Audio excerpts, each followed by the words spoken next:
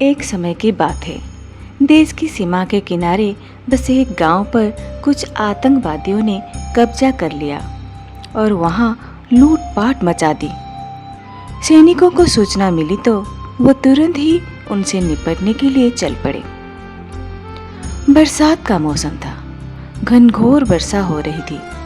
इसके कारण छोटे छोटे ताल तलैया भी खूब विशालकाय नजर आ रहे थे। छोटी सी नदी भी उफान मारती हुई बह रही थी, जिसके कारण नदी पर बने पुल टूट गए थे। सैनिकों को वह नदी पार करनी थी, मगर पार कैसे करते? सैनिकों ने सोचा, कई प्रकार की युक्ति लगाई, लेकिन पार नहीं कर पाए। सैनिकों ने देखा कि पास में एक झोपड़ी है, उनसे सहायता मांगी जा सकती है। सैनिक उस झोपड़ी में गए। उस झोपड़ी में एक महिला थी जो दिन भर कार्य करती थी और अपनी झोपड़ी में रहती थी। उस महिला के पास अन्य कोई साधन या घर नहीं था।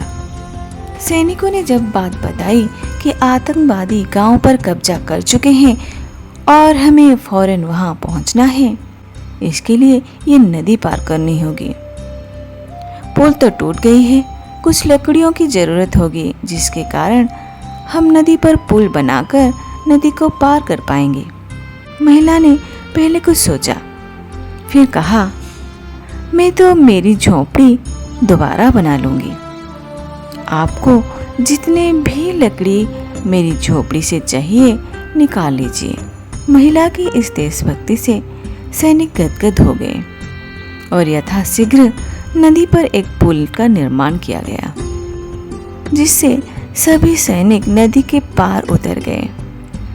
सैनिक जल्दी ही उस गांव पर पहुंच गए जहां आतंकवादियों ने कब्जा किया हुआ था।